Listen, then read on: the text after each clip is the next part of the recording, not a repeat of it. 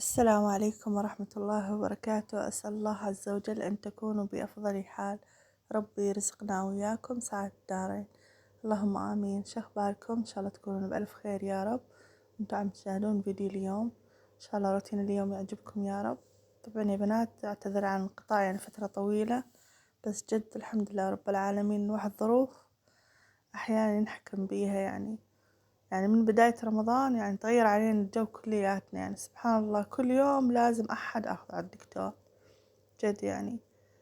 هنا طبعا أول ما قعدنا الصبح طلعنا على المشفى رأسا، وحتى أضحك على البنات يقول لهم شوف شلون هذا دليل السياحي معانا، من المختبر على التحاليل على الأشعة، يعني ما خلينا مكان وما رحنا. الحمد لله رب العالمين، إن شاء الله نؤجر عليه أجر عافية للجميع يا رب.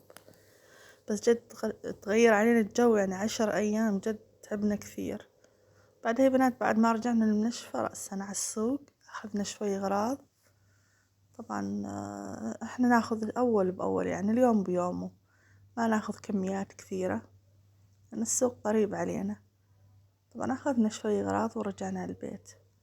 انتوا طمنونا عنكم، شنو أخباركم، شنو عاملين برمضان؟ الله يبلغنا ليلة القدر يا رب، احنا وياكم واحنا بأفضل حال يا رب العالمين.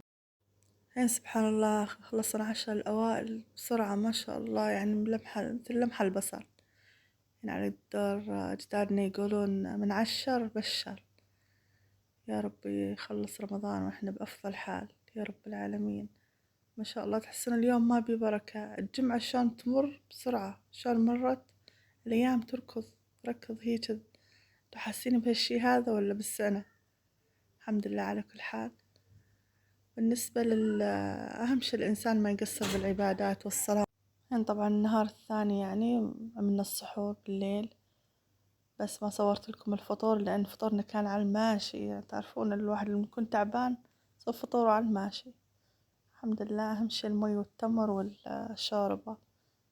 يعني عملنا سحورنا وتسحرنا، الله يديمها نعمة يا رب علي وعليكم يا رب العالمين.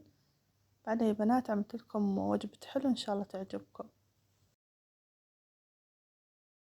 هنا يا بنات طبعا راح أعمل معكم اليوم كيكة جوز الهند والعين الجمل والتمر، يعني تعتبر.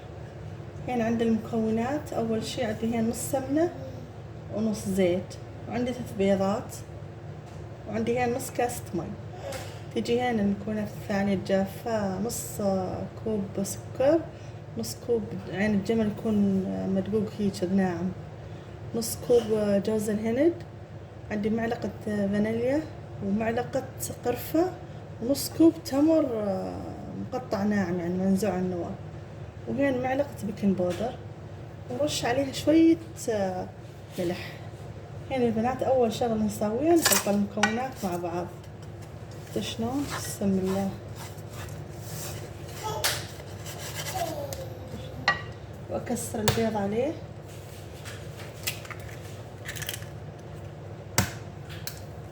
هيك كثير طيبة يا بنات، أنصحكم بيها.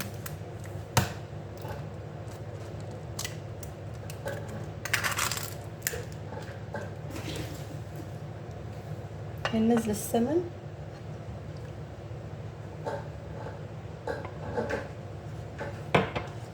نخلطهم مع بعض. أهم شي التمر الواحد يفتفته خالص.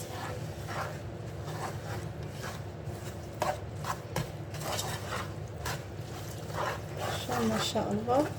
هنا أنزل نص الكوب مي على الخليط هذا.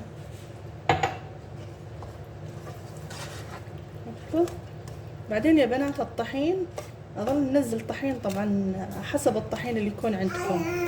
هسه أشوف أنا شقد أستخدم على الكيكة هاي، لأنه راح نحتاج الخليط يكون يعني القوام حقه نفس البسبوسة، عرفتوا؟ ما يكون نفس الكيك سلس، لا نفس البسبوسة.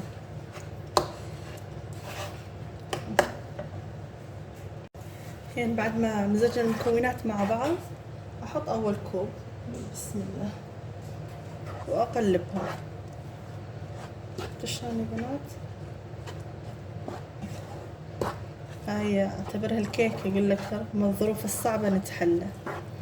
هاي الكيك ترى من الظروف الصعبة. الحمد لله على كل حال.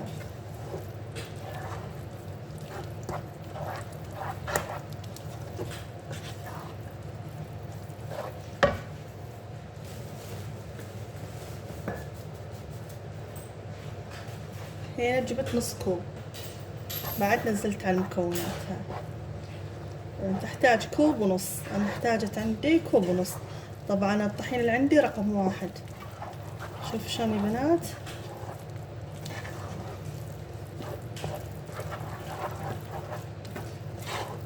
طبعا المكونات يا بنات كله استعملوه نفس المعيار، نفس الكاسة هذه. خذوا نص، مثلا نص، أخذت معاي كاسة ونص طحين حاليا، بس هذا اللي احتجته. بعدين ندهن الصينية زيت ونخبز نفس خبز الكيك، بس رش الوجه سمسم. شلون صار المزيج نفس طريقة البسبوسة. شلون بعد ما حطيتها بالصينية رشيت عليها سمسم، وراح ادخلها الفرن مثل ما قلت لكم نفس طريقة خبز الكيك. اشغل اول شي من تحت على 180، بعدين اشويها من فوق. نجهز معانا الحلا. الحمد لله رب العالمين. جد يا بنات يشهي، فعلا تاكلون به فعلا تحسون جد حلا صحي.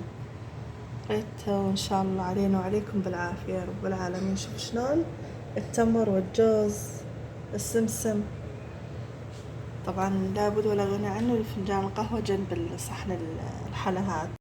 وإذا عجبكم روتين اليوم لا تنسون من اللايك والاشتراك بالقناة فضلا وليس أمرا. في أمان الله.